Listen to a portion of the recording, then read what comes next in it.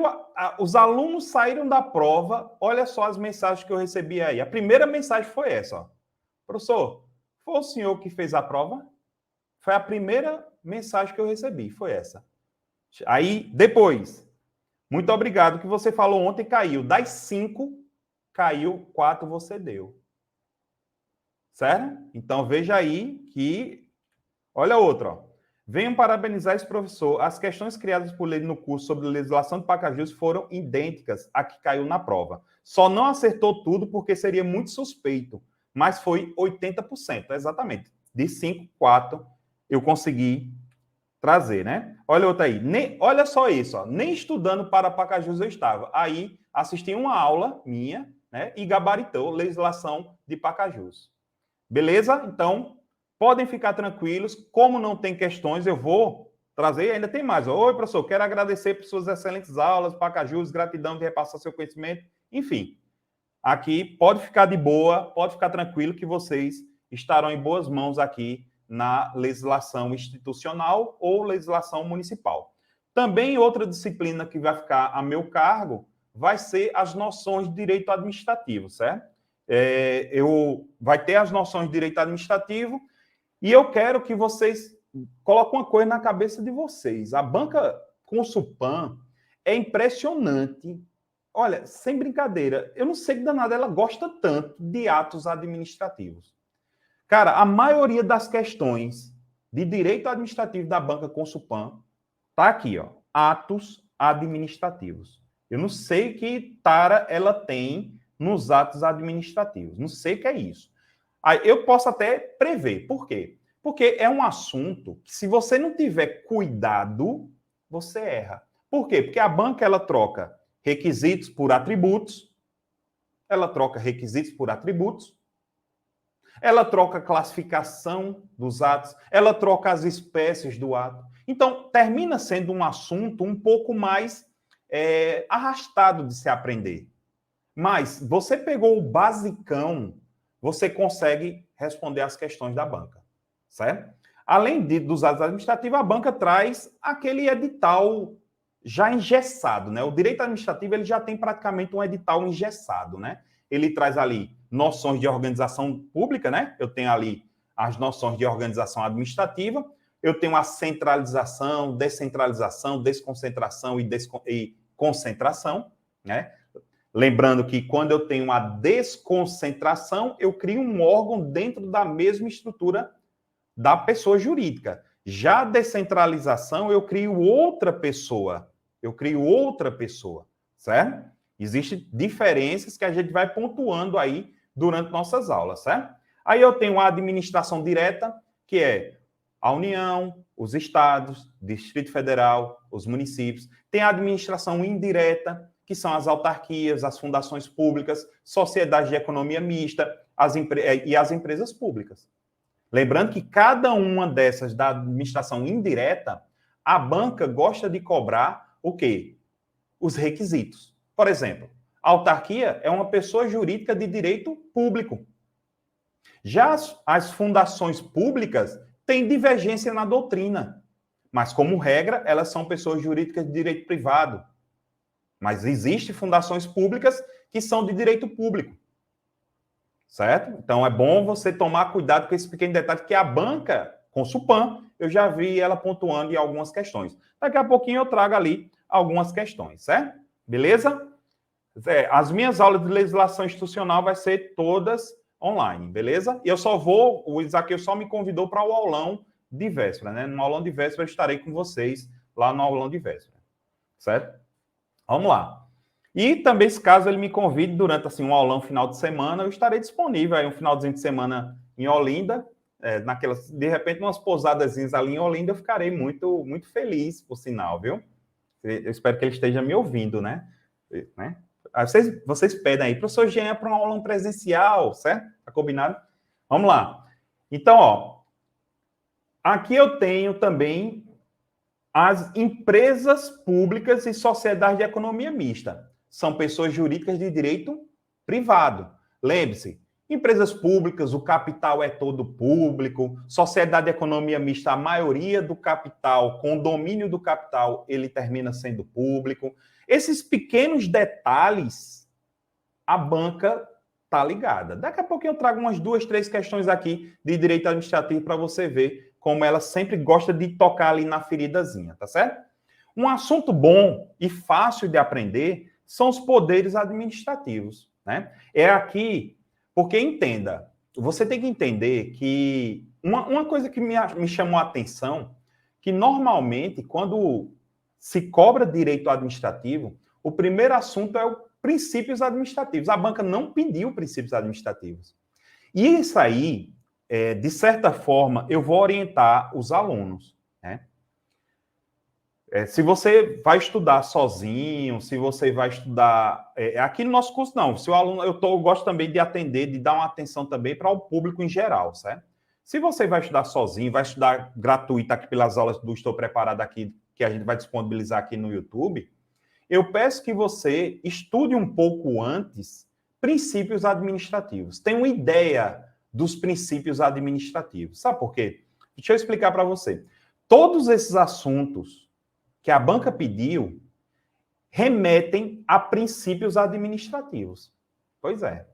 Todos esses assuntos, você precisa ter um pouquinho de base de princípios administrativos. Como ela não pediu do edital, a dica que eu dou a vocês, de uma maneira geral, dê uma estudada primeiro, mesmo que não esteja no edital. Não está no edital, mas estude princípios administrativos. Por quê? Porque princípios administrativos é a base do direito administrativo. Eu vou dar um exemplo. Se você não estuda princípios, como é que eu vou explicar de onde nasceu os poderes administrativos? Os poderes administrativos, eles nasceram exatamente por conta de um princípio chamado de supremacia do poder público sobre o particular. Foi. Então, para a administração pública exercer esse poder, essa supremacia, ela precisa de poderes especiais. Ela precisa de poderes especiais para fazer isso. Para ter essa superioridade. Só que tem um detalhe, eu tenho que utilizar esses poderes para a finalidade pública.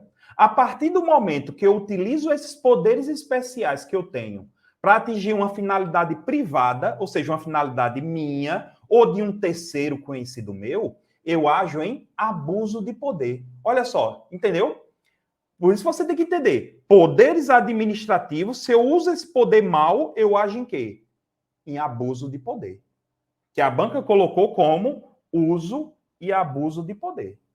E lembre-se que esse abuso de poder, ele pode ser excesso de poder e desvio de poder. O que é muito comum para as bancas? Trocar a diferença entre excesso e desvio de poder. Perfeito? Tranquilidade? Vamos lá. Um assunto, uma uva também, controle da administração pública. É um assunto super tranquilo. Peço que você tome bastante cuidado com os controles, porque eu tenho controle exercido pela administração pública, pela própria administração pública. Sabe qual? Olha, lembra que eu falei dos princípios? Para você entender o controle exercido pela administração pública, você tem que entender o que seria o princípio da autotutela. O princípio da autotutela. Você precisa saber para entender isso. O que seria o princípio da autotutela? É a capacidade que a administração pública tem de rever seus próprios atos. Quando eu digo rever, é controlar seus próprios atos. Então, tá dada a dica, viu? Vai lá, dá uma estudadinha ali em princípios para dar aquela clareada e depois se agarra aqui, certo? Um assunto bom também é a responsabilidade civil do Estado. Dentre, uma das coisas que eu peço que você guarde bastante são as causas excludentes e atenuantes de responsabilidade do Estado. Certo? São assuntos, assim, são assuntos tranquilos, são assuntos bons. Né? Peço a você que tome um pouco mais de cuidado com os atos administrativos, porque ela vai tentar trocar requisitos, atributos, classificação e espécie. Ela vai tentar trocar. Mas o restante, ela normalmente cobra normal. Ela sempre cobra ali tranquilinho. Olha aqui, ó. Veja, deixa eu explicar isso para você. Lembra que eu falei que existe um princípio da autotutela? Lembra? Olha só. Como é que você ia entender controle exercido pela própria administração pública se não viu o princípio da autotutela? Por quê, professor? Olha essa questão, ó. É a supressão de um ato administrativo. Aí, olha só como os assuntos do direito administrativo se relacionam. É aí onde o aluno peca quando se estuda direito administrativo. Todas as minhas aulas de direito administrativo eu falo, meus alunos, pelo amor de Deus, o direito administrativo, os assuntos não são compartimentalizados, não. Você precisa entender todos os assuntos. Você precisa entender que as questões vão envolver todos os assuntos e não um assunto único. Olha aqui essa questão, ó. A supressão de um ato administrativo legítimo e eficaz, válido. Um ato válido, correto. Realizada pela administração, por não mais lhe convir a sua existência, pressupõe, portanto, um ato legal e perfeito. Olha aí. Mas se tornou o quê? Inconveniente ao interesse público. Veja, como é que eu vou saber disso, o que seria um ato inconveniente, se eu não estudei autotutela? Se eu não estudei atos administrativos? Tá fazendo sentido para você? Então, é aí onde ela faz. A banca, ela faz isso. E outra coisa, uma coisa que eu estava observando da banca Consulpan, é impressionante como questões de direito administrativo são anuladas. Esse concurso de Pacajus foi tranquilo. Teve uma questão que eu acho que vai ser anulada. Ela foi incoerente ali, que foi nos nos atributos do ato administrativo. Ela cobrou. Ela trocou os atributos. Ela trocou os atributos na questão e colocou o gabarito como se eles não tivessem sido trocados. Eu acredito que, nesse caso, ela só vai mudar o gabarito. Ela não vai anular a questão, ela só vai mudar o gabarito. Eu acho que vai ser isso. Mas é impressionante como eu vejo muitas questões anuladas dessa banca de direito administrativo, né? Que termina sendo da minha área, certo? Então, dentro desse contexto aqui, ó, se você soubesse, você sabe que isso aqui, ó, por quê? Por conta do princípio da autotutela, a administração ela pode anular os seus atos ou pode revogar os seus atos. Ela anula os seus atos quando os atos forem o quê? Ilegais. A banca falou que os atos são ilegais? Não. Ela falou que o ato era, ó, aqui, ó, legal. Ela só pode revogar o ato legal? Ela só pode revogar o ato legal, que se tornou o quê? Inconveniente e inoportuno. Certo? E você está percebendo que a própria definição de autotutela, a banca utiliza as palavras para colocar na questão? Por isso que eu digo, se o aluno consegue visualizar as palavras-chave, ele não erra a questão do direito administrativo. Ele não erra. Fechou? Vamos embora. Olha só. Acerca das empresas públicas, isso aqui é muito cobrado, né? Acerca das empresas públicas, sociedade de economia mista, assinala a alternativa correta. É muito comum da banca, Consulpan, aqui são questões dela, viu? Ela trocar as características das pessoas jurídicas da administração indireta, principalmente das empresas públicas, sociedade de economia mista. Só que ela vai sempre fazer a mesma pegada, ó. O capital das empresas públicas é exclusivamente público, podendo ter ser origem federal, distrital, estadual e municipal. Perfeito. Certíssimo. O dinheiro pode ser, desde que seja público, não importa de onde venha. Tem que ser público. As empresas públicas é pessoa jurídica de direito privado. Certo. Certo. Criada por lei. Errado. Por quê? Porque as empresas públicas e sociedades de economia mista são autorizadas por lei e não criadas por lei. Existe uma diferença enorme entre autorizadas por lei e criadas por lei. Fechou? Então, seria essa ideia que você vai ter que prever na sua prova, certo? Aí, veja, as sociedades de economia mista são criadas mediante autorização. Tá vendo agora? Ó, as sociedades de economia mista são criadas mediante, olha a palavra-chave, ó, autorização. Tá vendo aí? É isso que o aluno tem que começar a prestar bastante atenção aqui. Aí fala, a maioria do capital da sociedade de economia mista é público. Tudo bem. Se a banca coloca a maioria do capital é público, tá certo. Se a banca colocar a maioria do poder de voto nas sociedades de economia mista será público, também está correto. Porque essa questão de maioria de capital é com relação às ações, viu? Isso aí é muito específico. É com relação às ações, que tem as ações com direito a voto, tem ações que não têm direito a voto, aí tem umas partes, mas de uma maneira geral, memoriza isso. A maioria do capital é público. Não fique bitolado com isso, não. Olha aqui, ó. Uma questão que ela cobrou com relação ao abuso de poder. Você sabe que quando eu ajo em abuso de poder, eu posso agir em excesso de poder e em desvio de poder. Também o desvio de poder é chamado de desvio de finalidade. Eu ajo em excesso de poder quando eu me excedo na competência que a lei trouxe para mim. A partir do momento que a lei trouxe uma competência e eu me excedi naquela competência, eu agi em excesso de poder. O nome já diz, ó, excedi. Mas também eu posso agir em excesso de poder caso eu exerça uma atribuição, uma competência que não é minha. Vamos imaginar que eu, como guarda municipal de Olinda, eu exerço uma atribuição do professor Matheus, que é o comandante da guarda. Eu agi em excesso de poder, porque eu fui além da minha competência, porque eu não tenho a competência dele. Certo? Mas durante as aulas eu explico que mesmo eu tendo agido, realizado uma competência que pertence ao comandante da guarda de Olinda, o comandante da guarda de Olinda, a depender da competência, ele pode convalidar o que eu fiz.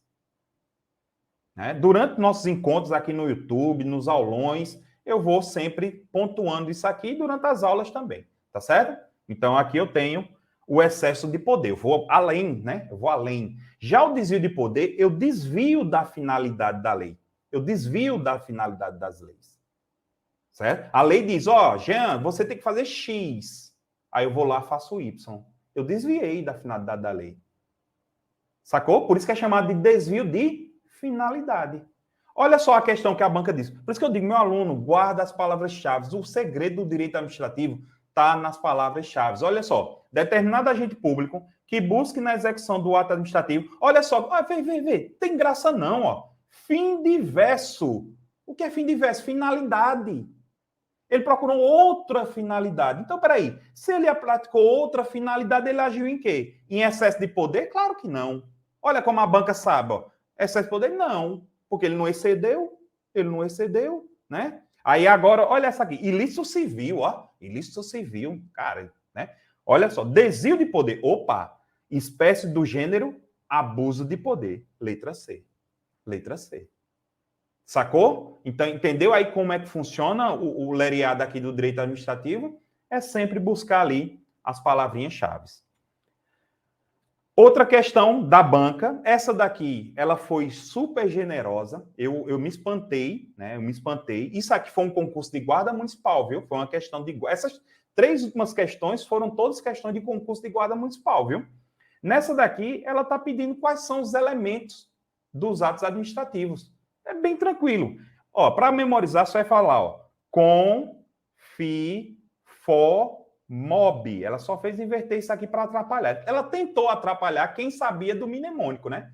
Porque com, fi, for, mob. Competência, finalidade, forma, motivo e objeto. Certo? Então, aqui a banca foi generosazinha. Ela trouxe uma questão super de boa, que é o basicão dos atos administrativos. E eu trago também uma questão de responsabilidade civil do Estado, certo? Cuidado, porque eu achei muito interessante a banca ter cobrado isso de vocês. Por quê? Porque vocês, como servidores públicos, vocês vão ser responsabilizados dentro dessa responsabilidade civil do Estado. Vocês vão ser responsabilizados dentro desse contexto aqui, certo? Por quê? Deixa eu fazer um desenho aqui, só para vocês entenderem, ó. Rapidão aqui, eu sei que já estou no limite aí. Segura a onda. Eu não sei quem é que vai ser o próximo professor, se não me engano é um português. Eu fugi o nome dele aqui. Mas só um minutinho, só para explicar isso para eles aqui, ó. Olha só. Você, guarda municipal. Você, guarda municipal.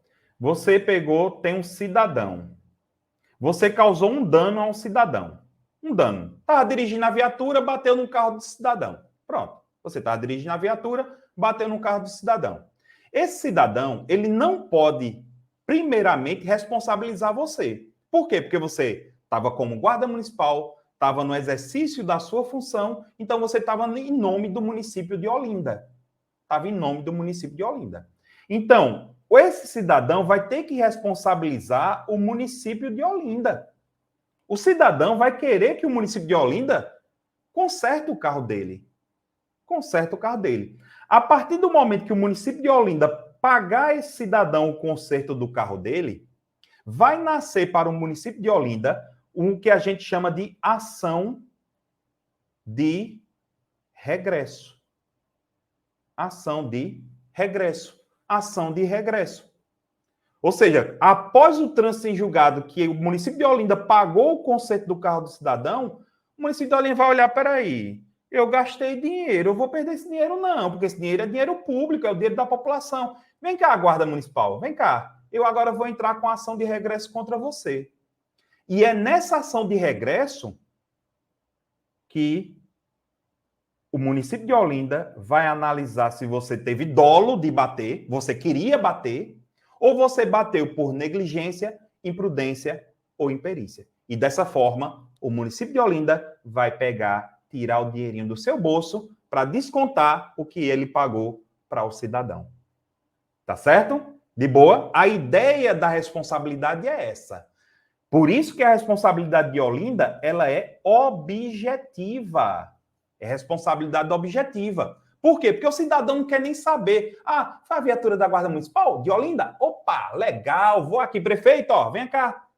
O seu guarda municipal bateu no meu carro. Eu quero que conserte aqui meu carro. Acabou. Ele não quer saber se você, guarda municipal, bateu porque quis, não quis. Agora, veja só. Na ação de regresso, sim. Na ação de regresso, a responsabilidade do servidor é subjetiva. Vai ser subjetiva a responsabilidade do servidor. Ele vai ter que analisar. O município de Olinda vai chegar e tem que dizer, não, ó, esse servidor, ele bateu porque ele acelerou, ele estava acelerando uma via de 40 km por hora sem estar em ocorrência.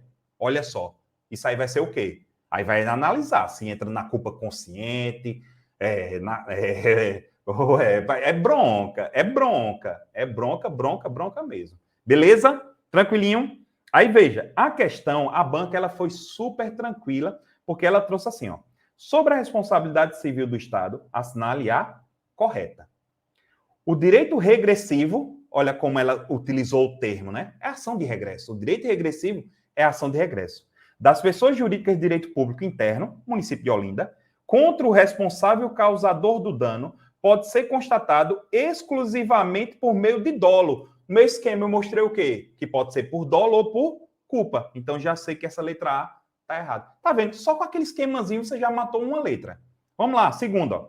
A responsabilidade estatal pode ser excluída ou atenuada nos seguintes casos. Professor, como assim? O Estado ele pode ter a responsabilidade excluída em alguns casos. Vamos imaginar que eu, cidadão, bati na viatura que você está dirigindo. Eu, Jean, bati na viatura. A prefeitura vai ter que me ressarcir? Não, é muito pelo contrário. Eu, cidadão, vou ter que pagar o conserto da viatura. Por isso que está aqui, ó, culpa exclusiva da vítima. Estado de necessidade. Vamos lá. Meu carro está parado aqui na rua, dá uma chuva, a chuva alaga o meu carro. Né? Aqui, perdão, eu já vou entrar no caso fortuito. Alaga o meu carro. Foi caso fortuito. Caso fortuito. Tá chuva. Choveu mais do que o normal. Agora, daqui a pouco eu vou fazer uma pontuação. Como regra, o caso fortuito exclui a responsabilidade do Estado, como regra. Mas tem a exceção, certo? E aqui também, ó, tem o estado de necessidade. Como assim? Você está dirigindo a viatura da Guarda Municipal, certo? E, de repente, uma criança atravessa em frente da viatura. Você puxa o carro para não bater na criança. Aí vai e bate no carro que está do lado. Estado de necessidade. Para salvar um bem maior, que seria vida, você danificou um patrimônio. Isso se chama estado de necessidade. O município vai ser excluído. O município vai ter a excludente, certo? Beleza? Então, por isso que essa daqui, ó, aí veja, qual é o erro, professor, dessa então? Porque não vai... Atenuada não é. Não existe isso aqui. Seria isso aqui, ó. A questão estaria certa se não tivesse o termo atenuada. Sabe por quê? Porque só existe uma possibilidade dessa responsabilidade do Estado ser atenuado. Quando for culpa concorrente. Motorista da Guarda Municipal está na contramão. Eu ultrapasso o sinal vermelho. Tá vendo que os dois têm culpa? Um está na contramão e o outro passou o sinal vermelho. Bum! Culpa dos dois. Culpa dos dois. É o que a gente chama de culpa concorrente. Então, a responsabilidade do município vai ser atenuada.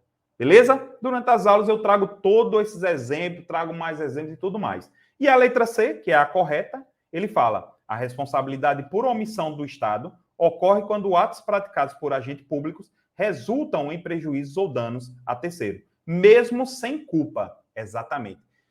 A responsabilidade por omissão é a exceção da responsabilidade do Estado. Como regra, a responsabilidade ela é objetiva, mas tem a exceção, que é a responsabilidade subjetiva, que é a exceção. É a exceção. Só que tem um detalhe nessa.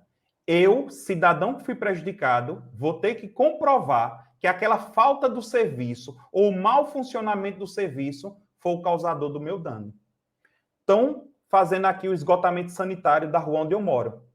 Eles estão precisando tirar água de um lugar e colocar em outro. Só que onde eles estão colocando está alagando e está entrando na casa de umas pessoas.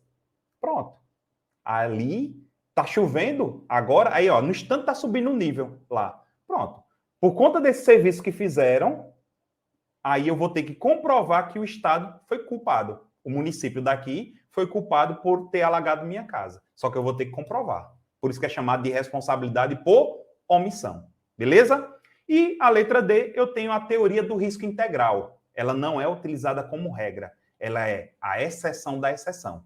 É aquela situação que, independente de quem causar o dano, vai ser responsabilizado.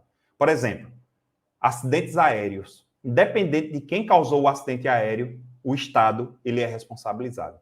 Dano nuclear, dano no meio ambiente, tudo isso o Estado ele é responsabilizado, independente de quem causou o dano. Beleza? De boa. Deixa eu só dar aqui uma olhadinha rapidinho aqui para saber quem está aqui. Vamos lá, ó, GCM Olinda tem, vamos embora, tá aqui, depende de Recife, Pojuca, a galera tá aí de Recife, Pojuca, tá uma galera boa aqui na nossa live, beleza. Tem uma galera muito boa, deixa eu ver se aqui em cima tem alguma pergunta, se não tiver, eu já vou partindo, certo? Já vai deixando aí o próximo professor aí na agulha, para a gente seguir. As aulas presenciais, eu vou estar, por enquanto, só recebi o convite do aulão de véspera, né? Mas eu estarei aí disponível aí caso o professor Isaqueu, a equipe do Estou Preparado, quiser me convidar para aulas presenciais, eu vou gostar bastante também, principalmente se eu ficar ali em uma pousada, em Olinda e tudo mais. Tem uma pousada que eu vou até indicar, bem interessante. Beleza, galera? Tá brincadeira. Vamos lá. Galera, muito obrigado aí, muito obrigado. Lembrando que essas questões de desconto, essas coisas não é comigo, certo? Essa coisa aí você tem que falar com o chefe, beleza?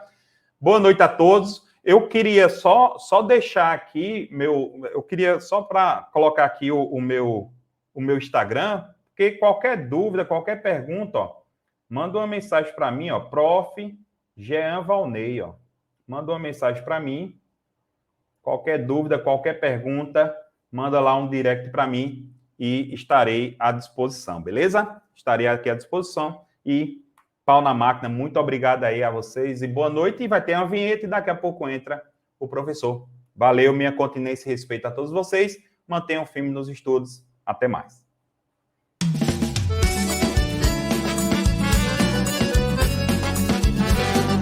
Arraiado Concurseiro, até o dia 30 de junho, a plataforma Estou Preparado está com essa super promoção. Você pode encontrar cursos com até 70% de desconto. Isso mesmo, é uma oferta aí gigantesca para você que está se preparando para os concursos. Então, um arraiado de ofertas para você, disciplinado, para você que está aqui conosco, sempre nessa jornada, com atenção total na aprovação. Venha para a plataforma Estou Preparado e aproveite o Arraiado Concurseiro.